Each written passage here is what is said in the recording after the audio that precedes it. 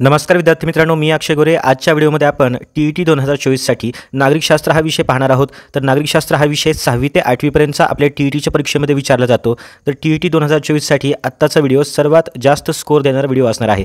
आजच्या व्हिडिओमध्ये आपण 6वी ते 8वी पर्यंतचा नागरिकशास्त्र हा विषय पाहणार आहोत. या विषयामध्ये 6वी ते 8वीचा जुना अभ्यासक्रम प्लस नवीन अभ्यासक्रम या सर्व अभ्यासक्रमामधील सर्व वन लाइनर एकत्रित करून संपूर्ण सिलेबसचा अभ्यास करून या ठिकाणी आपण सर्व प्रश्न तयार केलेले आहेत. 6वी ते 8वी पर्यंतची पुस्तकं इथून पुढे तुम्हाला वाचण्याची आवश्यकता लागणार नाही. परीक्षेमध्ये येणारे प्रश्न या प्रश्नसंचामधून जशास तसे येतील याची मला खात्री आहे. त्यासाठी आजचा व्हिडिओ खूप जास्त महत्त्वाचा असणार आहे. येणाऱ्या एक्झामसाठी नागरिकशास्त्र विषयासाठी तुम्हाला यानंतर कोणताही दुसरा व्हिडिओ पाहण्याची आवश्यकता नाही. हा व्हिडिओ पाहून तुम्ही डायरेक्ट एक्झामला जाऊ शकता. कारण आपला जो सिलेबस आहे एक्झामचा तो 6वी ते 8वीच्या अभ्यासक्रमावर आधारित असणार आहे. आणि 6वी ते 8वीच्या अभ्यासक्रमामध्ये नागरिकशास्त्र विषयामध्ये जुना अभ्यासक्रम प्लस नवीन अभ्यासक्रम या दोन्ही अभ्यासक्रमांना एकत्रित करून सर्व प्रश्न या ठिकाणी एकत्रित केलेले आहेत. त्यामुळे व्हिडिओ लक्षपूर्वक व शेवटपर्यंत पहा. चॅनलला आणखीन सबस्क्राईब नसेल केले तर आपल्या अक्षय गोरे यूट्यूब चॅनलला सबस्क्राईब करून ठेवा. दररोज येणारे नवीन व्हिडिओ तुमच्यापर्यंत पोहोचत राहतील. इथून पुढे आपण जे काही बाकीचे विषय आहेत त्या सर्व विषयांच्या अशा प्रकारे फास्ट ट्रॅक रिव्हिजन घेणार आहोत. त्यामुळे येणारे सर्व व्हिडिओ तुम्ही नोटिफिकेशन ऑन करून ठेवा आणि सर्व व्हिडिओ एक्झामच्या आधी नक्की पहा. तर बऱ्याच विद्यार्थी मित्रांना अक्षय गोरे ॲपवरून प्ले स्टोअरवरून कोर्स परचेस करण्यामध्ये अडचणी येत आहेत. त्यासंबंधीचा हा थोडक्यात व्हिडिओ आहे. तर पहा, तुम्हाला पहिल्यांदा प्ले स्टोअरवर जायचं आहे. त्या ठिकाणी अक्षय गोरे हे ॲप तुम्ही डाउनलोड करायचं आहे. त्या ठिकाणी तुम्हाला लोगो दिसणार आहे. अशा प्रकारचा लोगो तुम्हाला या ठिकाणी अक्षय गोरे ॲपचा आहे. त्यानंतर तुम्ही काय करायचं, या ठिकाणी इन्स्टॉल ॲपवर क्लिक करायचं आहे. त्यानंतर अशा प्रकारचा इंटरफेस या ठिकाणी दिसणार आहे. तर पहा, तुम्ही ॲप इन्स्टॉल केलं त्यानंतर तुम्ही अक्षय गोरे या ॲपवर आलेला आहात. त्या ठिकाणी तुम्हाला कोर्स दिसेल मानसशास्त्र फास्ट ट्रॅक रिव्हिजन बॅच. तसेच आता लगेच आपण मानसशास्त्राचा संपूर्ण थेरीचा कोर्स लॉन्च करतोय. तो देखील कोर्स तुम्हाला या ठिकाणी होम पेजवर दिसणार आहे. पहा, खालच्या बाजूला होम असं लिहिलेलं आहे. त्या ठिकाणी तुम्हाला दिसत नसेल तर तुम्ही स्टोअर या ठिकाणी देखील जाऊ शकता. या ठिकाणी गेल्यानंतर तुम्हाला या ठिकाणी बाय नावचा ऑप्शन आहे. त्या ठिकाणी तुम्ही बाय करू शकता.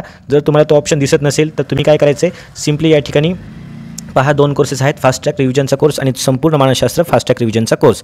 तर या ठिकाणी 99 रुपयाला तो कोर्स भेटतोय, ज्यावर 50% ऑफ फक्त पहिल्या 150 विद्यार्थ्यांसाठी ठेवण्यात आलेला आहे. तर तुम्ही हा कोर्स कसा परचेस करायचा आहे या ठिकाणी पाहू शकता. तर पहा, या ठिकाणी कोर्सवर क्लिक केल्यानंतर तुम्हाला या ठिकाणी कोर्स दिसेल आणि या कोर्ससोबत खाली आय एम इंटरेस्टेड याच्यावर तुम्ही क्लिक करायचं आहे. आय एम इंटरेस्टेड याच्यावर क्लिक करा. त्यानंतर तुम्हाला तुमचं राज्य निवडण्याची या ठिकाणी पहा, तुम्ही राज्य निवडू शकता. तर राज्य निवडताना तुम्ही काय करायचे, महाराष्ट्र या ठिकाणी चेकबॉक्सला क्लिक करायचे आणि त्याच्यानंतर काय करायचे, प्रोसीड करायचं आहे. प्रोसीड केल्यानंतर या ठिकाणी पहा, तुम्हाला असा एक या ठिकाणी मेसेज येणार आहे की तुमचं या ठिकाणी इंटरेस्टेड नंतर सक्सेस असा मेसेज येईल. त्यानंतर thank you for your interest, please check your WhatsApp किंवा SMS. जर तुम्ही व्हॉट्सॲपचा नंबर टाकला असेल तर तुम्हाला व्हॉट्सॲपला पेमेंटची लिंक येईल. जर तुम्ही व्हॉट्सॲप नसलेला नंबर टाकला असेल तर तुम्हाला जो टेक्स्ट मेसेज आहे त्याच्यामध्ये तुम्हाला पेमेंटची लिंक येणार आहे.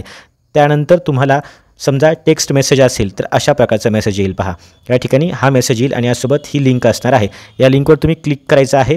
लिंकवर क्लिक केल्यानंतर तुम्ही कोर्सचं डायरेक्ट पेमेंट करू शकता. अशा प्रकारचा या ठिकाणी मेसेज येणार आहे आणि यानंतर तुमचं या ठिकाणी पेमेंटचं जे गेटवे आहे ते अशा प्रकारे या ठिकाणी ओपन होताना दिसेल. या ठिकाणी फोनपे, गुगल पे किंवा तुम्ही UPI पेमेंट करू शकता, पेटीएम किंवा तुम्ही क्रेडिट कार्ड यूज करून या ठिकाणी पेमेंट करू शकता. या ठिकाणी 11.29 झालेला आहे. या ठिकाणी GST लागतो. या ठिकाणी कंटिन्यू करा आणि तुमचं पेमेंट पूर्ण करा. अशा प्रकारे तुम्ही अक्षय गोरे ॲपवर कोर्स बाय करू शकता. बऱ्याच विद्यार्थ्यांना या ठिकाणी कन्फ्युजन होत होतं, प्रॉब्लेम येत होता, म्हणून हा व्हिडिओ बनवण्यात आलेला आहे. तर अक्षय गोरे ॲप प्ले स्टोअरवरून डाउनलोड करा. त्या ठिकाणी मानसशास्त्र तसेच इतर विषयांचे देखील कोर्स उपलब्ध आहेत. येणाऱ्या एक्झामसाठी तुम्हाला कमीत कमी वेळामध्ये 100% जास्तीत जास्त मार्क मिळवून देणारे हे कोर्सेस आहेत. चला तर सुरुवात करूया. नागरिकशास्त्र फास्ट ट्रॅक रिव्हिजनला स्थानिक कारभाराची सत्ता तेथील लोकांच्या हाती देणे याला काय म्हणतात? उत्तर आहे सत्तेचे विकेंद्रीकरण. डॅश हा पंचायत राजचा पायाभूत घटक आहे. उत्तर आहे ग्रामपंचायत. ग्रामपंचायतमधील सदस्य संख्या किती असते? उत्तर आहे 7 ते 17 इतकी ग्रामपंचायतची सदस्य संख्या असते. यानंतर पाहूया प्रश्न क्रमांक 4. गावचा कारभार पाहण्यासाठी गावातून काही प्रतिनिधी निवडले जातात, त्यांना काय म्हणतात? तर याचं उत्तर असणार आहे त्यांना पंच असे म्हणतात. पंच निवडण्यासाठी गावचे काही भाग तयार केले असतात, त्यांना काय म्हणतात? त्यांना प्रभाग किंवा वॉर्ड असे म्हणतात. यानंतर 500 पेक्षा कमी लोकसंख्या असलेल्या 2 किंवा अधिक गावांसाठी एक ग्रामपंचायत असते, त्याला काय म्हणतात? तर त्याला गट ग्रामपंचायत असे देखील म्हणतात. यानंतर पाहूया प्रश्न क्रमांक 7. प्रश्न 7वा आहे ग्रामपंचायतीची निवडणूक किती वर्षांनी होते? उत्तर आहे 5 वर्षांनी होते. यानंतर ग्रामपंचायत निवडणूक लढवणाऱ्या उमेदवाराचे वय किती वर्षे पूर्ण असावे लागते? उत्तर आहे 21 वर्षे वय त्याचं पूर्ण असावं लागतं. यानंतर ग्रामपंचायतच्या सर्व सभांचे अध्यक्ष कोण असतात? उत्तर आहे सरपंच हे ग्रामपंचायतच्या सर्व सभांचे अध्यक्ष असतात. यानंतर ग्रामपंचायतचा सचिव कोण असतो? उत्तर आहे ग्रामसेवक. वर्षामधून ग्रामसभा किती होतात? तर उत्तर असणार आहे 4 ग्रामसभा होतात. यानंतर पाहूया प्रश्न क्रमांक 12. प्रश्न आहे, ग्रामपंचायतच्या विकासाच्या योजनांना मान्यता देण्याचं काम कोण करते? तर गावची जी ग्रामसभा असते ती ग्रामपंचायतच्या विकासाच्या योजनांना मान्यता देण्याचं कामही करत असते. यानंतर पाहूया प्रश्न क्रमांक 13. महाराष्ट्रातील तालुक्याच्या ठिकाणी काय असते? तर पंचायत समिती असते. पंचायत समितीच्या निवडणुका किती वर्षांनी होतात? उत्तर आहे 5 वर्षांनी होतात. पंचायत समितीचा निवडणूक लढवणारा उमेदवार किती वर्ष पूर्ण केलेला असावा लागतो? उत्तर आहे 21 वर्ष त्यांनी वय पूर्ण केलेलं असावं लागतं. यानंतर प्रश्न क्रमांक 16.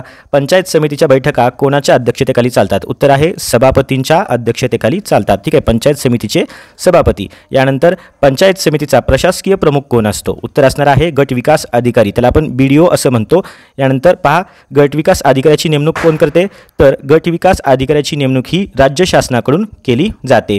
यानंतर पाहूया प्रश्न क्रमांक 19. पंचायत समितीचा सचिव कोण असतो? उत्तर आहे गट विकास अधिकारी म्हणजे BDO. जिल्हा परिषद व ग्रामपंचायत यामधील दुवा असं कोणास म्हटलं जातं? तर उत्तर आहे पंचायत समितीला म्हटलं जातं. यानंतर पाहूया प्रश्न क्रमांक 21. प्रश्न आहे, पंचायत समितीच्या प्रशासनाची विभागणी किती विभागामध्ये करण्यात आलेली आहे? उत्तर आहे 7 विभागामध्ये करण्यात आलेली आहे. यानंतर प्रश्न क्रमांक 22. पंचायत समितीला स्वतःची उत्पन्नाची स्वतंत्र साधने असतात का? तर ती नसतात. ठीक आहे, तर त्यांचं उत्पन्न कसं भेटतं? तर पहा, पुढच्या प्रश्नामध्ये याचं उत्तर आहे पंचायत समितीला जिल्हा निधी तसेच राज्य शासन जमीन महसुलाच्या प्रमाणात काही अनुदान देते. ते कोणामार्फत देते? तर ते जिल्हा परिषदेच्या मार्फत पंचायत समितीला भेटत असतं. पंचायत समितीची सदस्य संख्या किती असते? खूप महत्त्वाचा प्रश्न आहे. पंचायत समितीची सदस्य संख्या किती असते? 50 ते 75 इतकी सदस्य संख्या असते. यानंतर पंचायत समितीच्या सर्व समित्यांचे सभापती जिल्हा परिषदेचे डॅश असतात. तर ते कोण असतात? जिल्हा परिषदेचे सभासद असतात. पंचायत समितीच्या ज्या समित्या असतात त्या सर्व समित्यांचे सभापती जिल्हा परिषदेचे सभासद असतात. यानंतर जिल्हा परिषदेच्या निवडणुका किती वर्षांनी होतात? तर त्या दर 5 वर्षांनी होत असतात. यानंतर जिल्हा परिषदेची निवडणूक लढवण्यासाठी उमेदवाराचं वय किती वर्ष पूर्ण असावं लागतं? तर ते 21 वर्ष पूर्ण असावं लागतं. यानंतर जिल्हा परिषद अध्यक्षांचा कार्यकाल किती वर्षांचा असतो? तर 2.5 वर्षांचा असतो. यानंतर जिल्हा परिषदेच्या अध्यक्ष जेव्हा महिला असतात तेव्हा अविश्वास ठराव मांडण्यासाठी एकूण सदस्यापैकी किती सदस्यांचा पाठिंबा आवश्यक असतो? खूप जास्त महत्त्वाचा प्रश्न आहे. तर 3/4 सदस्यांचा पाठिंबा महिला सदस्य जेव्हा अध्यक्ष असतात तेव्हा अविश्वास ठराव मांडण्यासाठी आवश्यक असतो. यानंतर पाहूया प्रश्न क्रमांक 30. जिल्हा परिषदेमध्ये एकूण किती समित्या असतात? उत्तर आहे एकूण 10 समित्या असतात. यानंतर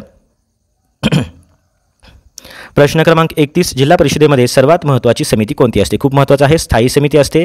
स्थायी समितीचा पदसिद्ध अध्यक्ष कोण असतो? तर जिल्हा परिषदेचे अध्यक्ष हे स्थायी समितीचे पदसिद्ध अध्यक्ष असतात. यानंतर जिल्हा परिषदेचा प्रशासनाचा प्रमुख कोण असतो? तर प्रशासकीय प्रमुख हे मुख्य कार्यकारी अधिकारी म्हणजे CEO हे जिल्हा परिषदेचे प्रशासकीय प्रमुख असतात. ठीक आहे, तर ते IAS या लेवलचे असतात किंवा ते IASच असतात, परंतु त्या ठिकाणी त्यांची जी पोस्टिंग असते ती मुख्य कार्यकारी अधिकारी म्हणजे CEO म्हणून झालेली असते. यानंतर प्रश्न क्रमांक 34. किती लोकसंख्या असणाऱ्या भागामध्ये नगर परिषद अस्तित्वात असते? तर 25,000पेक्षा जास्त लोकसंख्या असते त्या ठिकाणी नगर परिषद अस्तित्वामध्ये असते.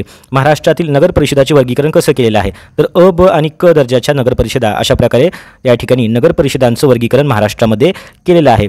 नगर परिषदांच्या सदस्याला काय म्हणतात? तर नगर परिषदांच्या सदस्याला काय म्हणतात? तर नगरसेवक असे म्हणतात. ठीक आहे, नगर परिषदेची निवडणूक किती वर्षांनी होते? तर दर 5 वर्षांनी नगर परिषदेची निवडणूक होते. यानंतर पाहूया प्रश्न क्रमांक 38. नगरसेवक म्हणून निवडून येण्यासाठी किती वर्ष वय पूर्ण लागते? तर 21 वर्षांचं वय पूर्ण लागतं. नगर परिषदेच्या अध्यक्षास काय म्हणतात? नगराध्यक्ष असे म्हणतात. यानंतर नगर परिषदेचा प्रशासकीय प्रमुख कोण असतो? नगर परिषदेचा प्रशासकीय प्रमुख कोण असतो? तर मुख्याधिकारी. ठीक आहे, मुख्याधिकारी त्यांना CO आपण असं म्हणतो.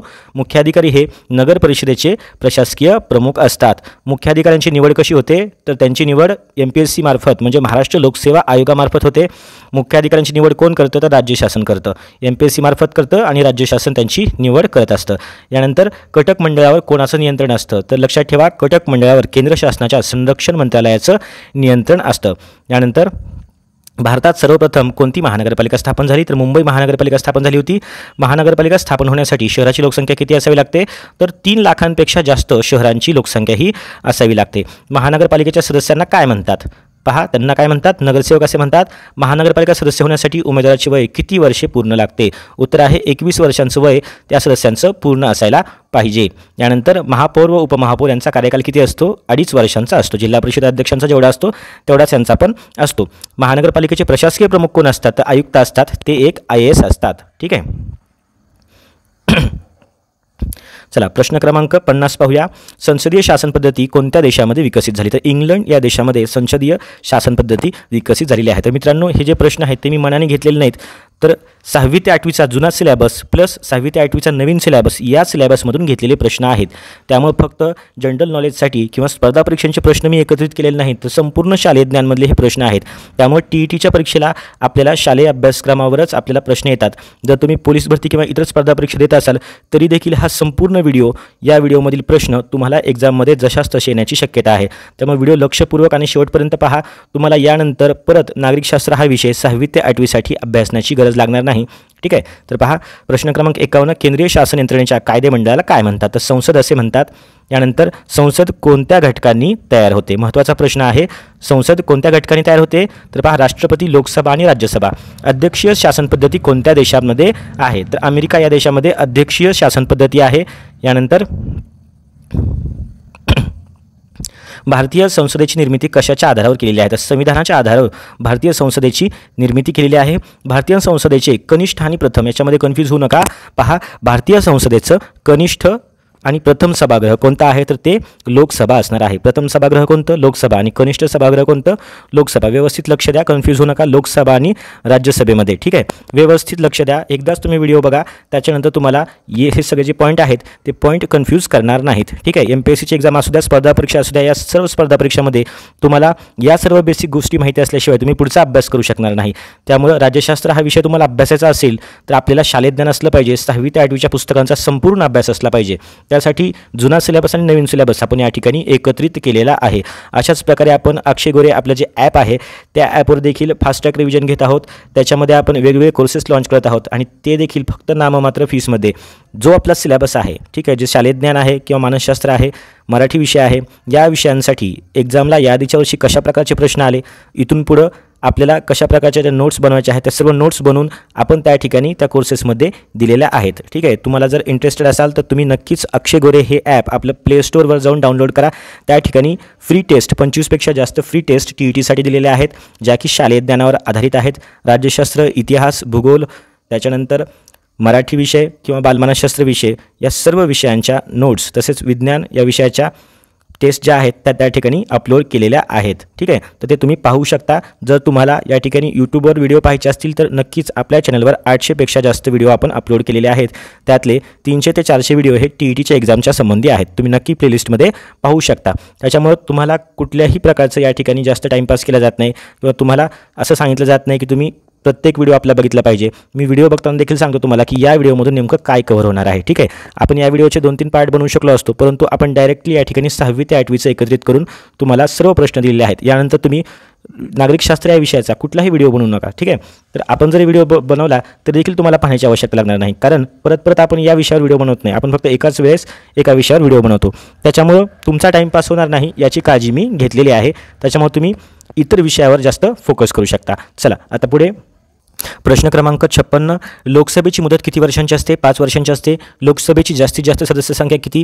552 ही लोकसभेची जास्तीत जास्त सदस्य संख्या असते. अँग्लो इंडियन समाजास पुरेसं नेतृत्व किंवा प्रतिनिधित्व नाही मिळालं तर समाजाच्या 2 प्रतिनिधींची नेमणूक लोकसभेवर कोण करतात? तर राष्ट्रपती हे अँग्लो इंडियन समाजाच्या 2 प्रतिनिधींची नेमणूक लोकसभेवर हे करत असतात. यानंतर पाहूया संसदेचे वरिष्ठ आणि द्वितीय सभागृह कोणते? ठीक आहे. मग अशी सांगितलं होतं, लक्ष द्या व्यवस्थित या ठिकाणी. पहा संसदेचं वरिष्ठ आणि द्वितीय सभागृह कोणतं? तर ते असणार आहे राज्यसभा. लोकसभा कनिष्ठ आहे आणि प्रथम सभागृह आहे. राज्यसभा वरिष्ठ आहे आणि द्वितीय सभागृह आहे. यानंतर राज्यसभेची एकूण सदस्य संख्या किती असणार आहे? तर 250 असणार आहे. त्यापैकी लक्ष द्या, घटक राज्य आणि केंद्रशासित प्रदेशामधून किती सदस्य राज्यसभेवर जातात? तर 238 सदस्य एकूण असतात राज्यसभेचे सदस्य 250. त्यापैकी जी काही घटक राज्य आहेत आणि केंद्रशासित प्रदेश आहेत त्यामधून 238 सदस्यांची राज्यसभेवर निवड होते आणि उरलेले 12 सदस्य कसे निवडले जातात ते आपण आता पुढच्या प्रश्नामध्ये पाहूया. पहा या ठिकाणी साहित्य, विज्ञान, कला, क्रीडा, सामाजिक कार्य इत्यादी क्षेत्रामधून किती व्यक्तींची निवड राज्यसभेवर केली जाते? तर 12 व्यक्तींची निवड या ठिकाणी राष्ट्रपती हे राज्यसभेवर करत असतात. राज्यसभेचे कधीही डॅश होत नाही म्हणून ते कायमस्वरूपी सभागृह आहे. महत्त्वाचं वाक्य आहे, कधीही राज्यसभेचं विसर्जन होत नाही म्हणून आपण राज्यसभेला कायमस्वरूपी सभागृह म्हणतो किंवा राज्यसभा हे कायमस्वरूपी सभागृह आहे. यानंतर राज्यसभेचा कार्यकाल किती असतो? तर 6 वर्षांचा कालावधी राज्यसभेचा असतो. ठीक आहे. यानंतर दर 2 वर्षांनी राज्यसभेतील 6 वर्षांचा कार्यकाल पूर्ण केलेली किती सदस्य निवृत्त होतात? तर 1/3 सदस्य या ठिकाणी निवृत्त होतात दर 2 वर्षांनी. यानंतर राज्यसभेची निवडणूक लढवणाऱ्या व्यक्तीची वय किती वर्षे पूर्ण लागते? महत्त्वाचा प्रश्न आहे. 30 वर्षे वय पूर्ण लागते. संसदेमध्ये विशेष बहुमतासाठी किती मतांची आवश्यकता असते? 203 मतांची आवश्यकता या ठिकाणी असते. यानंतर पुढचा प्रश्न, राज्यसभेचे पदसिद्ध अध्यक्ष कोण असतात? भारताचे उपराष्ट्रपती हे राज्यसभेचे पदसिद्ध अध्यक्ष असतात. 2 प्रकारची विधेयके कोणती असतात? तर पहिलं असतं अर्थविधेयक, दुसरं असतं सर्वसाधारण विधेयक. केंद्रीय कार्यकारी मंडळाचे नामधारी संविधानात्मक प्रमुख कोण असतात? तर राष्ट्रपती हे नामधारी आणि संविधानात्मक प्रमुख असतात. यानंतर केंद्रीय कार्यकारी मंडळाचे कार्यकारी प्रमुख कोण असतात? तर ते असतात पंतप्रधान. ठीक आहे. यानंतर राष्ट्रपतींची निवडणूक प्रत्यक्ष होते की अप्रत्यक्षरित्या? तर अप्रत्यक्षरित्या राष्ट्रपतींची निवड होत असते. यानंतर राष्ट्रपतींचा कार्यकाल किती वर्षांचा असतो? तर तो 5 वर्षांचा कार्यकाल असतो. प्रश्न क्रमांक 74, राष्ट्रपती पदावर विराजमान होण्यासाठी किती वर्ष वय पूर्ण लागतं? 35 वर्षे. राष्ट्रपतीचे वर्तन संविधानाचा भंग करणारे असल्यास त्यांना पदावरून दूर करण्याचा अधिकार संसदेत असतो, त्याला काय म्हणतात? पहा, संसदेला तो अधिकार असतो, त्याला म्हणतात महाभियोग प्रक्रिया. यानंतर प्रश्न क्रमांक 76 पाहूया. महाभियोग प्रक्रियेसाठी दोन्ही सभागृहांच्या विशेष बहुमताने ठराव संमत होणे आवश्यक असते. ते बहुमत किती मतांचं असतं? महत्त्वाचा प्रश्न आहे. 203 मतांचं ते बहुमत असायला हवं. संरक्षण दलाचे सर्वोच्च प्रमुख कोण असतात? तर राष्ट्रपती हे संरक्षण दलाचे सर्वोच्च प्रमुख असतात. यानंतर देशामध्ये आणीबाणी जाहीर करण्याचा अधिकार कोणाला आहे? तर राष्ट्रपतींना आहे. आणीबाणीचे 3 प्रकार कोणते आहेत? पहा, पहिला आहे राष्ट्रीय आणीबाणी, दुसरा आहे घटक राज्यातील आणीबाणी किंवा त्याला आपण राष्ट्रपती राजवट असं म्हणतो, आणि तिसरी आहे आर्थिक आणीबाणी. ठीक आहे. तर या ठिकाणी महाराष्ट्रामध्ये राष्ट्रपती राजवट इलेक्शनच्या वेळेस याच्या आधी लागली होती, त्यामुळं तुम्हाला या ठिकाणी लक्षात आलं असेल की घटक राज्यातील आणीबाणी किंवा राष्ट्रपती राजवट लागू होते. 3 प्रकारच्या आणीबाणी असतात. पहिली आहे राष्ट्रीय आणीबाणी, दुसरी आहे घटक राज्यातील आणीबाणी किंवा त्याला आपण राष्ट्रपती राजवट असं म्हणतो, आणि तिसरी आहे आर्थिक आणीबाणी. पहा, प्रश्न क्रमांक 80, मंत्रिमंडळाची संख्या लोकसभेच्या एकूण संख्येच्या डॅशपेक्षा जास्त असत नाही, तर 15% या ठिकाणी जास्त असणार नाही. यानंतर अधिवेशनाच्या काळातील कोणता काळ शून्य प्रहर म्हणून ओळखला जातो? तर दुपारी 12 वाजता जो काळ असतो त्याला शून्य प्रहर म्हणून ओळखलं जातं. सर्वोच्च न्यायालयाचे प्रमुख कोण असतात? तर त्यांना आपण काय म्हणतो? भारताचे सरन्यायाधीश असं म्हणतो. यानंतर सर्वोच्च न्यायालयाच्या न्यायाधीशांचे निवृत्तीचे वय किती आहे? महत्त्वाचं आहे, 65 वर्षे वय आहे. यानंतर असा दुसरा प्रश्न आहे, सर्वोच्च न्यायालयाच्या न्यायाधीशांचं निवृत्तीचं वय किती? 65. आणि उच्च न्यायालयाच्या न्यायाधीशांच्या निवृत्तीचं वय किती? तर 62 वर्ष. ठीक आहे. मुंबई उच्च न्यायालय कोणत्या प्रदेशासाठी आहे? तर पहा, महाराष्ट्र, गोवा, दादरा नगर हवेली आणि दीव दमन या सर्व प्रदेशांसाठी मुंबई उच्च न्यायालय आहे. यानंतर पहा, महाराष्ट्र विधिमंडळाचे पहिले सभागृह कोणते? त्याला काय म्हणतात? विधानसभा असे म्हणतात. महाराष्ट्रात विधानसभेची सदस्य संख्या किती आहे? 288 इतकी आहे. अँग्लो इंडियन समाजाचे किती प्रतिनिधी राज्यपाल विधानसभेवर नेमतात? महत्त्वाचं आहे, 1 प्रतिनिधी. मग अशी आपण काय पाहिलं की राष्ट्रपती 2 प्रतिनिधी नेमतात आणि या ठिकाणी राज्यपाल विधानसभेवर 1 प्रतिनिधी नेमतात. यानंतर विधानसभेच्या उमेदवाराचे किती वर्ष वय पूर्ण असायला हवे? तर 25 वर्ष वय पूर्ण असायला हवं. महाराष्ट्रातील विधिमंडळाच्या वर्षातून किमान किती अधिवेशने होतात? तर 3 अधिवेशने होतात. महाराष्ट्र राज्य विधान परिषदेची सदस्य संख्या किती आहे? 78. लक्षात ठेवा. मग अशा आपण काय पाहिलं तर विधानसभेची लोकसंख्या किती आहे? 288 आणि विधान परिषदेची किती आहे? तर 78 असणार आहे. यानंतर पुढचा प्रश्न पाहूया. प्रश्न क्रमांक 92, देशाच्या राज्यकारभारासाठी मूलभूत कायदे तयार करण्यात आले आहेत, हे ग्रंथात एकत्रित करण्यात आले आहेत, त्यास काय म्हणतात? याला म्हणतात संविधान असे म्हणतात. संविधानाला डॅश असे देखील म्हणतात. तर संविधानाचा समानार्थी शब्द म्हणजे राज्यघटना आहे. यानंतर भारताच्या संविधान सभेचे किती सदस्य होते? पहा, 299 इतके संविधान सभेचे सदस्य होते. संविधान सभेचे कायदेविषयक सल्लागार म्हणून कोणाची नेमणूक झाली होती? उत्तर आहे BN राव हे कोण होते तर कायदेविषयक सल्लागार होते संविधान सभेचे. त्यानंतर संविधान सभेची पहिली बैठक केव्हा झाली तर उत्तर आहे 9 डिसेंबर 1946 या दिवशी संविधान सभेची पहिली बैठक झाली होती. तर या ठिकाणी संविधान सभेचे अध्यक्ष कोण होते, उत्तर असणार आहे संविधान सभेचे अध्यक्ष डॉक्टर राजेंद्र प्रसाद हे होते. मसुदा समितीचे अध्यक्ष कोण होते, डॉक्टर बाबासाहेब आंबेडकर हे मसुदा समितीचे अध्यक्ष होते. यानंतर संविधान सभेने संपूर्ण संविधानाचा स्वीकार केव्हा केला, 26 नोव्हेंबर 1949 रोजी. ठीक आहे, या ठिकाणी आपण संविधानाचं जेव्हा प्रास्ताविक वाचतो त्याच्यामध्ये ही तारीख दिलेली आहे. यानंतर प्रश्न क्रमांक 100 पाहतोय, भारतीय संविधान कोणत्या दिवशी लागू झालं, 26 जानेवारी 1950 मध्ये. यानंतर पहा संविधानाच्या प्रस्तावनेला काय म्हणतात तर प्रस्ताविका किंवा उद्देशपत्रिका असं म्हणतात. भारतीय संविधान सुरुवात काय आहे तर पहा संविधान आपण वाचतो, शाळेमध्ये आपण वाचन करतो, आम्ही भारताची लोक, यांनी भारतीय संविधानाची सुरुवात झालेली आहे. यानंतर संविधानात समाविष्ट केलेल्या नागरिकांच्या हक्कांना काय म्हणतात तर मूलभूत हक्क असे म्हणतात. भारतीय संविधानाने नागरिकांना किती प्रकारचे मूलभूत हक्क दिले आहेत, लक्षात ठेवा भारतीय संविधानाने नागरिकांना 6 प्रकारचे मूलभूत हक्क दिलेले आहेत. यानंतर 2009 साली कोणत्या वयोगटातील बालकांना प्राथमिक शिक्षण सक्तीचे व मोफत करण्यात आले, 6 ते 14 वर्षातील मुलांसाठी. कोणत्या वर्षी 10 मूलभूत कर्तव्यांचा समावेश भारतीय संविधानात करण्यात आला, लक्षात ठेवा वर्ष होतं 1976. तर भारतीय संविधानामध्ये 10 मूलभूत कर्तव्ये आहेत, त्यांचा समावेश 1976 या वर्षी करण्यात आलेला आहे. यानंतर 6 ते 14 वयोगटातील आपल्या पालकांनी शिक्षणाच्या संधी उपलब्ध करून द्याव्यात या कर्तव्याचा समावेश कोणत्या वर्षी करण्यात आला तर पहा 2002 या वर्षी करण्यात आलेला आहे. चला प्रश्न क्रमांक 108, मार्गदर्शक तत्वांचे डॅश व डॅश या 2 गटामध्ये वर्गीकरण करण्यात आले. मार्गदर्शन तत्वे जी आहेत ती कोणकोणती आहेत पहा, शासन संस्थेची धोरणाविषयक मार्गदर्शक तत्वे आहेत आणि दुसरं म्हणजे नागरिकांच्या हक्काविषयीची. ठीक आहे, शासन संस्थेच्या धोरणाविषयीची आणि नागरिकांच्या हक्काविषयीची मार्गदर्शक तत्वे या 2 गटामध्ये मार्गदर्शक तत्वांचं वर्गीकरण करण्यात आलेलं आहे. यानंतर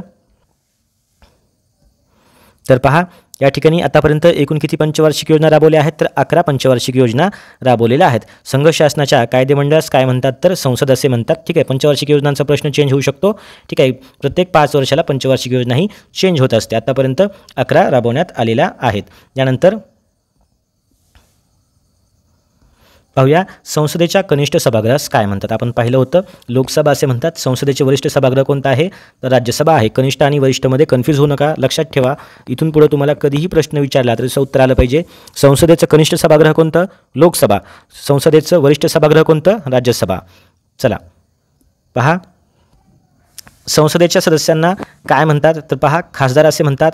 लोकसभेचा कार्यकाल किती वर्षांचा असतो तर 5 वर्षांचा कार्यकाल असतो. ठीक आहे, काही प्रश्न रिपीट होत आहेत कारण पहा 5वी 6वी ते 8वी पर्यंतच्या सिलेबसमध्ये आपल्याला बऱ्याच ठिकाणी सिलेबस सारखा आहे, परंतु त्या सिलेबसची जी लेवल आहे ते ॲडव्हान्स होत गेलेली आहे. त्यामुळं मी 6वी ते 8वी पर्यंतचे सर्व प्रश्न काढलेले आहेत. त्याच्यामध्ये काही प्रश्न रिपीट होऊ शकतात, परंतु त्याच्यामध्ये तुमची रिव्हिजन चांगली होणार आहे. असं नाही की 6वी ते 8वी पर्यंतचा संपूर्ण सिलेबस एकदम कम्प्लिटली चेंज असणार आहे. सिलेबस थोडासा सेम असणार आहे, परंतु आपल्याला माहिती आहे इयत्ता वाढते तसं आपल्याला सिलेबसची डेप्थ जी खोली आहे ती वाढत जाते. त्यामुळं राज्यशास्त्र काही पूर्ण चेंज झालेलं नाही आहे 6वी ते 8वी पर्यंत. त्याच्यामुळे प्रश्न रिपीट झाला तरीही आपला सराव आणखीन चांगला होणार आहे. चला आर्थिक विधेयक सर्वप्रथम कोठे मांडले जाते, महत्त्वाचा प्रश्न आहे. आर्थिक विधेयक कोठे मांडलं जातं तर लोकसभेमध्ये मांडलं जातं. MPSCमध्ये देखील विचारलेला खूप वेळेस प्रश्न विचारलेला आहे हा. आर्थिक विधेयक कोठे मांडलं जातं तर पहिल्यांदा लोकसभेमध्ये मांडलं जातं. राज्यसभेत राष्ट्रपती कला विज्ञान साहित्य समाजसेवा इत्यादी क्षेत्रातील किती तज्ज्ञांची नेमणूक करतात पहा 12 सदस्यांची. मगाशी आपण पाहिलं होतं एकूण संख्या किती असते राज्यसभेची 250, त्यापैकी 238 घटक राज्य आणि केंद्रशासित प्रदेशामधून निवडले जातात आणि 12 सदस्यांची नेमणूक राज्यसभेमध्ये राष्ट्रपती करतात, ती कला विज्ञान साहित्य समाजसेवा इत्यादी क्षेत्रांमधून. यानंतर संसदेचे स्थायी सभागृह कोणते तर राज्यसभा हे संसदेचे स्थायी सभागृह असणार आहेत. यानंतर राज्यसभेचे किती सदस्य दर 2 वर्षांनी निवृत्त होतात तर 1/3 सदस्य दर 2 वर्षांनी निवृत्त होतात. राज्यसभेच्या प्रत्येक सदस्याचा कार्यकाल किती असतो तर 6 वर्षांचा त्यांचा कार्यकाल असतो. यानंतर राज्यसभा निवडणूक लढवणारी व्यक्ती किती वर्ष पूर्ण केलेली असावी तर 30 वर्ष पूर्ण केलेली असावी. राज्यसभेचे पदसिद्ध सभापती कोण असतात तर भारताचे उपराष्ट्रपती असतात. यानंतर भारतीय संघराज्याचे प्रमुख कोण असतात ठीक आहे तर राष्ट्रपती असतात, तर ते संविधानात्मक प्रमुख असतात आणि नामधारी प्रमुख असतात. ठीक आहे. यानंतर राष्ट्रपती पदाचा कार्यकाळ किती असतो तर तो असतो 5 वर्षांचा कार्यकाळ असतो.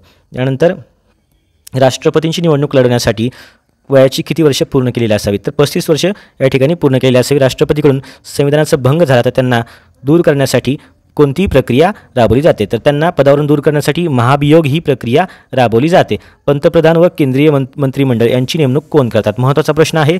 पंतप्रधान व केंद्रीय मंत्रिमंडळ यांची नेमणूक कोण करतात? तर राष्ट्रपती हे करतात. कोणाच्या स्वाक्षरीनंतर विधेयकाचे कायद्यात रूपांतर होते? महत्त्वाचा प्रश्न आहे. पहा, या ठिकाणी कन्फ्युजन व्हायचं नाही. तर पहा, राष्ट्रपतींच्या स्वाक्षरीच्या नंतरच विधेयकाचं कायद्यामध्ये रूपांतर होत असतं. संसदेच्या अधिवेशन चालू नसते व तातडीचे कायदे करण्याची गरज भासते तेव्हा वटहुकूम कोण काढतात? तर राष्ट्रपती काढतात. जेव्हा संसदेचं अधिवेशन चालू नसतं आणि तातडीचे कायदे करण्याची गरज भासते तेव्हा वटहुकूम काढण्याचा अधिकार जो आहे तो कोणाला असतो? तर तो राष्ट्रपतींना असतो. यानंतर भारताचे सर्वोच्च न्यायालय कोठे आहे? तर नवी दिल्ली या ठिकाणी आहे. महाराष्ट्र राज्याची निर्मिती केव्हा झाली? 1 मे 1960 या दिवशी महाराष्ट्र राज्याची निर्मिती झालेली आहे. महाराष्ट्राचे विधिमंडळ आहे ते डॅश व डॅश या 2 सभागृहांनी मिळून बनलेलं आहे. विधिमंडळ कसं बनतं? तर विधानसभा आणि विधान परिषद यांना मिळून बनतं. चला, विधानसभेची सदस्य संख्या किती आहे? परत एकदा रिवाईज करूया. महाराष्ट्राच्या विधानसभेची 288 इतकी सदस्य संख्या आहे आणि विधान परिषदेची 78 इतकी सदस्य संख्या आहे. लक्षात ठेवा. यानंतर विधिमंडळाच्या सदस्यांना काय म्हणतात? तर त्यांना आमदार असे म्हणतात. महाराष्ट्राच्या विधानसभेत एकूण सदस्य किती असतात? तर 288. विधानसभेचा कार्यकाळ किती वर्षांचा असतो? तर 5 वर्षांचा तो कार्यकाळ असतो. यानंतर विधानसभेच्या सदस्यासाठी वयाची किती वर्ष पूर्ण करायला लागतात? तर 25 वर्षे वयाची पूर्ण असावी लागतात. महाराष्ट्र विधिमंडळाची वर्षातून कमीत कमी किती अधिवेशने होतात? उत्तर असणार आहे 3 अधिवेशने वर्षातून कमीत कमी होतात. यानंतर महाराष्ट्राचे हिवाळी अधिवेशन कुठे होते? नागपूर या ठिकाणी होते. महाराष्ट्राचे पावसाळी व अर्थसंकल्प विषयाचे अधिवेशन कुठे होते? तर ते मुंबई या ठिकाणी होते. महत्त्वाचं आहे, या गोष्टी फिक्स असतात. पहा, महाराष्ट्राचं हिवाळी अधिवेशन नागपूर या ठिकाणी होतं आणि महाराष्ट्राचं पावसाळी व अर्थसंकल्प विषयाचं जे अधिवेशन असतं ते कुठे होतं? तर ते मुंबई या ठिकाणी नेहमी होतं. यानंतर महाराष्ट्र विधान परिषदेत एकूण सदस्य संख्या किती आहे? तर 78 आहे. यानंतर पुढचा प्रश्न पाहूया. महाराष्ट्र विधिमंडळाचे स्थायी सभागृह कोणते आहे? विधान परिषद आहे, विधानसभा नाही. ठीक आहे. महाराष्ट्राच्या विधिमंडळाचे स्थायी सभागृह कोणते आहे? तर विधान परिषद हे आहे. यानंतर पुढचा प्रश्न पाहूया. विधान परिषद सदस्यांचं किमान वयोमर्यादा किती आहे? 30 वर्षे आहे. यानंतर महाराष्ट्र राज्याचा कार्यकारी मंडळात कोणाचा समावेश होतो? उत्तर आहे, पहा, राज्यपाल, मुख्यमंत्री आणि मंत्रिमंडळ यांचा समावेश महाराष्ट्र राज्याच्या कार्यकारी मंडळामध्ये होतो. राज्यपाल पदासाठी वयाची किती वर्ष पूर्ण असली पाहिजेत? तर 35 वर्ष पूर्ण असली पाहिजेत. यानंतर पहा, विधिमंडळाचे अधिवेशन चालू असताना कोण वटहुकूम काढू शकतात? उत्तर आहे राज्यपाल. विधिमंडळामध्ये काय काय येतं? विधानसभा येते आणि विधान परिषद येते. तर विधिमंडळाचं जेव्हा अधिवेशन चालू असतं तेव्हा एखादा समजा अर्जंट कायदा करायचा असेल तर आपल्याला काय करतात? राज्यपाल काय करतात? ते वटहुकूम काढू शकतात. चला, प्रश्न क्रमांक 145. राज्याच्या मुख्यमंत्र्याची नेमणूक कोण करतात? उत्तर आहे राज्यपाल हे करतात. विधानसभेने डॅश मंजूर केल्यास मुख्यमंत्र्यांना राजीनामा द्यावा लागतो. विधानसभेने समजा अविश्वासाचा ठराव मंजूर केला तर मुख्यमंत्र्यांना राजीनामा द्यावा लागतो. महाराष्ट्र व डॅश या राज्यांसाठी सामायिक उच्च न्यायालय आहे. तर आपण उच्च न्यायालय पाहिलं होतं. गोवा, पहा, जे काही मुंबई उच्च न्यायालय आहे ते महाराष्ट्र आणि गोवा या राज्यांसाठी सामायिक उच्च न्यायालय आहे. यानंतर पुढचा महत्त्वाचा प्रश्न पाहूया. मुंबई उच्च न्यायालयाची खंडपीठे कोठे कोठे आहेत? तर पहा, महाराष्ट्रामध्ये छत्रपती संभाजीनगर, नागपूर, तर गोव्यामध्ये पणजी या ठिकाणी मुंबई उच्च न्यायालयाची खंडपीठे आहेत. बाह्य नियंत्रण असणाऱ्या व अंतर्गत क्षेत्रात सर्वश्रेष्ठ असणाऱ्या स्वतंत्रपणे आपला कारभार करणाऱ्या देशांना काय म्हणतात? तर सार्वभौम असे म्हणतात. सार्वभौम हा शब्द आत्तापर्यंत आपण बऱ्याच वेळेस ऐकला असेल, परंतु याचा अर्थ व्यवस्थित लक्षात ठेवा. खूप महत्त्वाचा शब्द आहे संविधानामधला. बाह्य नियंत्रण असणाऱ्या व अंतर्गत क्षेत्रात सर्वश्रेष्ठ असणाऱ्या स्वतंत्रपणे आपला कारभार करणाऱ्या देशांना काय म्हणतात? तर पहा, सार्वभौम असे म्हणतात. यानंतर पंडित जवाहरलाल नेहरू यांनी पंचशील तत्वे कोणत्या वर्षी अधिकृतपणे मांडली? उत्तर आहे 1954 या वर्षी पंचशील तत्वे पंडित जवाहरलाल नेहरू यांनी अधिकृतपणे मांडली होती. यानंतर भारताच्या तिन्ही सेनादलाचे मुख्यालय कोठे आहे? नवी दिल्ली या ठिकाणी आहे. भूदलाच्या प्रमुखाला काय म्हणतात? तर भूदलाच्या प्रमुखाला काय म्हणतात? जनरल असे म्हणतात. ठीक आहे. नौदलाच्या प्रमुखाला काय म्हणतात? तर ॲडमिरल असे म्हणतात. वायुदलाच्या प्रमुखाला काय म्हणतात? एअर चीफ मार्शल असे म्हणतात. यानंतर तिन्ही सेनादलांच्या प्रमुखांची नियुक्ती कोणाकडून होते? तर राष्ट्रपती यांच्याकडून होते. ते सर्वोच्च प्रमुख असतात. यानंतर देशाच्या अंतर्गत भागात सुरक्षितता राखण्यासाठी, सागरी किनारपट्टी सुरक्षित ठेवण्यासाठी व सेना दलांना सहकार्यासाठी कोणती दले कार्यरत असतात? लक्षात ठेवा, निमलष्करी दले कार्यरत असतात. संयुक्त राष्ट्र दिन केव्हा साजरा केला जातो? महत्त्वाची तारीख आहे पहा, 24 ऑक्टोबर या दिवशी संयुक्त राष्ट्र दिन या ठिकाणी साजरा केला जातो. यानंतर प्रश्न क्रमांक 158 पाहतोय आपण. 1953 साली संयुक्त राष्ट्राच्या आमसभेचे अध्यक्षपद कोणी भूषवलं होतं? तर 1953 साली संयुक्त राष्ट्राच्या आमसभेचे अध्यक्षपद श्रीमती विजयालक्ष्मी पंडित यांनी भूषवलेलं आहे. आंतरराष्ट्रीय कामगार संघटनेचे मुख्यालय कुठे आहे? जिनिव्हा या ठिकाणी आंतरराष्ट्रीय कामगार संघटनेचे मुख्यालय आहे. हे महत्त्वाचे प्रश्न आहेत. चला, तर संयुक्त राष्ट्राने कोणता दिवस आंतरराष्ट्रीय महिला दिवस म्हणून घोषित केला आहे? उत्तर आहे 8 मार्च. संयुक्त राष्ट्राने कोणते दशक महिला दशक म्हणून जाहीर केलं होतं? 1976 ते 1985 हे दशक संयुक्त राष्ट्रानं युनायटेड नेशन्सनी महिला दशक म्हणून घोषित केलं होतं. खूप जास्त महत्त्वाचा प्रश्न आहे. MPSCच्या एक्झाममध्ये किंवा कुठल्याही स्पर्धा परीक्षेमध्ये विचारला जाऊ शकतो. TETमध्ये देखील विचारला जाईल. ठीक आहे, संयुक्त राष्ट्राने कोणतं दशक महिला दशक म्हणून जाहीर केलेलं आहे? 1976 ते 1985 हे दशक. तर मित्रांनो, हा पूर्ण सिलेबस आपण शालेय ज्ञानचा पाहतोय. याच्यामधील बरेच प्रश्न या आधीच्या वर्षी TETमध्ये येऊन गेलेले आहेत, परंतु मी या ठिकाणी ते प्रश्न आले होते, कोणते प्रश्न आलेले नाहीत त्या गोष्टी मेन्शन करत नाही. तुमच्याकडे वेळ कमी आहे, एक्झाम जवळ आलेले आहे, त्यामुळे मी या गोष्टींमध्ये जास्त टाईमपास न करता फक्त तुम्हाला कमीत कमी वेळामध्ये जास्तीत जास्त माहिती देण्याचा प्रयत्न करतोय. बरेच विद्यार्थी म्हणतील सर खूप जास्त फास्ट होत आहे, परंतु आपल्याकडे वेळ तितका कमी आहे. आपल्याला एक्झामच्या आधी कमीत कमी वेळामध्ये रिव्हिजन करायचे आहे. तुम्ही हाच व्हिडिओ पाहत बसणार तर बाकीचा अभ्यास कधी करणार? त्यासाठी कमीत कमी वेळाचा व्हिडिओ बनवतोय आणि जास्त कमी वेळामध्ये माहिती देण्याचा तुम्हाला प्रयत्न करतोय. ती गोष्ट तुम्ही समजून घ्याल. चला, संयुक्त राष्ट्रांच्या मानवी हक्कांचा जाहीरनामा केव्हा प्रसिद्ध झाला? उत्तर आहे 10 डिसेंबर 1948. शासन पद्धतीचे डॅश व डॅश हे 2 प्रकार निर्माण झालेले दिसतात. तर पहा, शासन पद्धती संसदीय शासन पद्धती असते आणि दुसरी असते अध्यक्षीय शासन पद्धती. यानंतर कायदे मंडळापासून कार्यकारी मंडळ अलिप्त असलेली आणि ज्यामध्ये कार्यकारी प्रमुख म्हणजे राष्ट्राध्यक्ष थेट जनतेकडून निवडला जातो ती पद्धत म्हणजे कोणती आहे? तर अध्यक्षीय शासन पद्धती आहे. यानंतर भारतीय संसदेचे प्रथम आणि कनिष्ठ सभागृह कोणते? लोकसभा. तुम्ही म्हणाल प्रश्न परत परत रिपीट होते, परंतु हा प्रश्न तुमचा कधीच विसरला नाही पाहिजे. ठीक आहे, भारतीय संसदेचं प्रथम आणि कनिष्ठ सभागृह कोणता आहे? तर लोकसभा आहे. द्वितीय आणि वरिष्ठ सभागृह कोणता आहे? तर राज्यसभा हे आहे. यानंतर भारतीय संसदेचे द्वितीय व वरिष्ठ सभागृह कोणते? राज्यसभा आहे.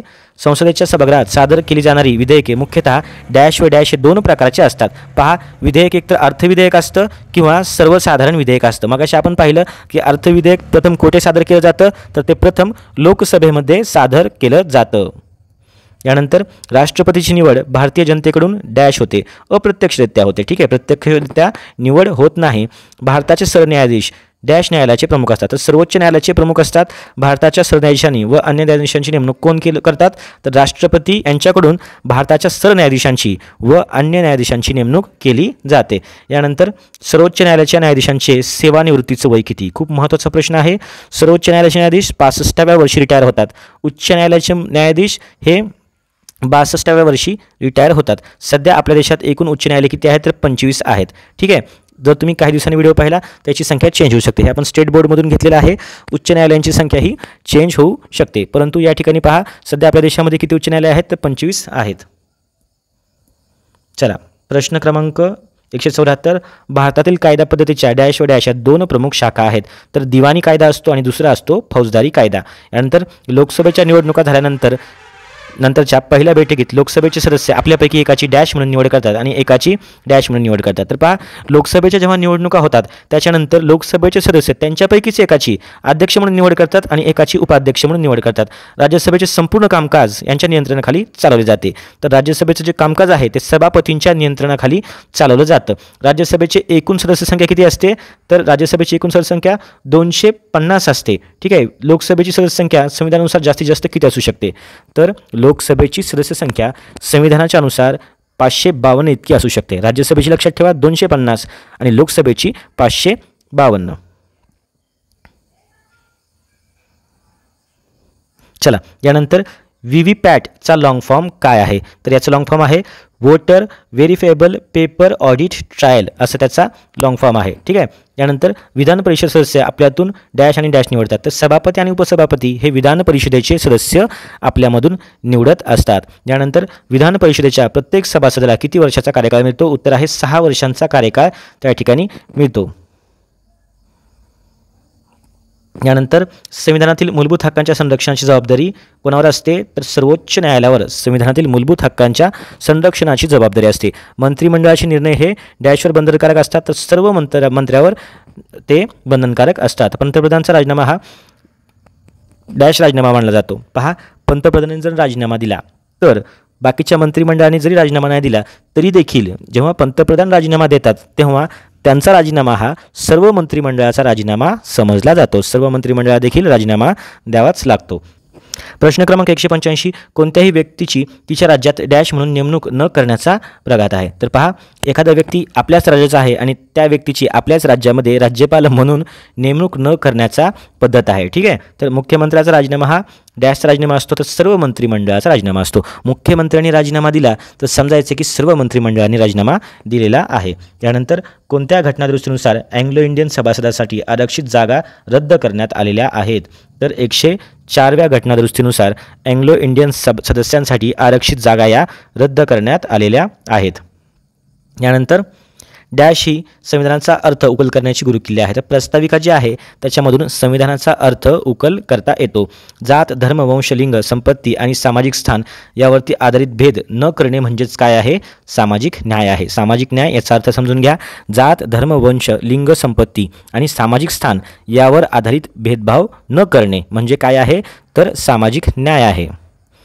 त्यानंतर प्रश्न क्रमांक 190 पाहतोय, कोणताही भेद न करता सर्वांचा आदर आणि प्रेमभाव जोपासणे म्हणजे काय आहे? तर बंधुता आहे. मूलभूत हक्क नाकारणे तर नागरिकांना थेट या ठिकाणी दाद मागता येते. पहा, जर समजा नागरिकांचे मूलभूत हक्क कोणत्या ठिकाणी नाकारले जात असतील तर नागरिकांना थेट सर्वोच्च न्यायालयामध्ये, दुसऱ्या कुठल्याच न्यायालयामध्ये जायचं नाही, थेट सर्वोच्च न्यायालयामध्ये जाऊन आपण आपले मूलभूत हक्क नाकारण्यात आलेले आहेत अशा प्रकारची दाद मागू शकतो.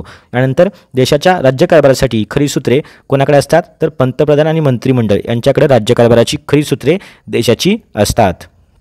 यानंतर प्रश्न क्रमांक 193, डॅश हे नामधारी संविधानात्मक प्रमुख असतात. राष्ट्रपती हे नामधारी असतात आणि संविधानात्मक प्रमुख देशाचे असतात. अधिवेशन काळातील दुपारी 12चा काळ काय म्हणून ओळखला जातो? तर शून्य प्रहर म्हणून ओळखला जातो. यानंतर उच्च न्यायालयातील सर्व न्यायाधीशांच्या नेमणुका कोण करतात? तर राष्ट्रपती हे उच्च न्यायालयातील सर्व न्यायाधीशांच्या नेमणुका करत असतात. व्यक्तीच्या हक्कावर गदा आणणारे तंटे कोणत्या कायद्याच्या अंतर्गत येतात? पहा, व्यक्तींच्या हक्कावर जर गदा येत असेल तर अशा प्रकारचे तंटे हे दिवाणी कायद्याच्या अंतर्गत येतात. दिवाणी कायद्याच्या अंतर्गत अशा प्रकारचे तंटे येतात. यानंतर प्रश्न क्रमांक 197, गंभीर स्वरूपाचे गुन्हे कोणत्या कायद्याच्या आधारे सोडवले जातात? तर फौजदारी कायदे. दोन कायद्यामधला फरक समजून घ्या. व्यक्तीच्या हक्कावर गदा आली तर तंटे सोडवण्यासाठी कोणत्या कायद्याचा वापर होतो? तर दिवाणी कायदा. यानंतर गंभीर स्वरूपाचे गुन्हे कोणत्या कायद्याच्या आधारे सोडवले जातात? तर ते आहे फौजदारी कायद्याच्या आधारे. यानंतर पुढचा प्रश्न पाहूया. महत्त्वाचा प्रश्न आहे प्रश्न क्रमांक 198, जमीन संबंधीचे वाद, भाडे करार, घटस्फोट इत्यादी कोणत्या कायद्याच्या आधारे सोडवले जातात? तर दिवाणी कायद्याच्या आधारे सोडविले जातात. यानंतर प्रश्न क्रमांक 199 पाहतोय आपण. प्रश्न क्रमांक 199, चोरी, घरफोडी, हत्या हे गुन्हे कोणत्या कायद्याच्या आधारे सोडवले जातात? उत्तर आहे फौजदारी कायद्याच्या आधारे. विधान परिषदेचे कामकाज विधान परिषद डॅशच्या नियंत्रण व मार्गदर्शनाखाली करते. तर विधान परिषदेचे कामकाज विधान परिषद ही सभापती यांच्या मार्गदर्शनाखाली व नियंत्रणाखाली करत असते. तर विद्यार्थी मित्रांनो, कमीत कमी वेळामध्ये आपण 6वी ते 8वी मधील सर्व प्रश्न या ठिकाणी एकत्रित करून पाहिलेले आहे. आय होप तुम्हाला व्हिडिओ आवडला असेल. तुम्हाला जर व्हिडिओ आवडला असेल तर नक्कीच जास्तीत जास्त कमेंट करा. तुमच्या शिक्षक भरतीची तयारी करणाऱ्या किंवा स्पर्धा परीक्षांची तयारी करणाऱ्या मित्रांना नक्की तुम्ही शेअर कराल अशी माझी अपेक्षा आहे. कारण कमीत कमी वेळामध्ये आपण तुम्हाला अगदी 40 मिनिटाच्या वेळामध्ये तुम्हाला हे सर्व प्रश्न एकत्रित करून दिलेले आहेत. तुम्हाला बाकीच्या विषयांचे देखील अशा प्रकारे मी एकत्रित व्हिडिओ या ठिकाणी अक्षय गोरे यूट्यूब चॅनलवर उपलब्ध करून देणार आहे. तसेच आपलं अक्षय गोरे हे ॲप प्ले स्टोरला जाऊन नक्की डाउनलोड करा. तुमच्या मित्रांना आपले जे व्हिडिओ आहेत ते देखील तुम्ही शेअर करत आहात त्यासाठी सर्वांचे खूप खूप आभार. तर भेटूया अशाच पुढच्या व्हिडिओमध्ये. Thank you so much.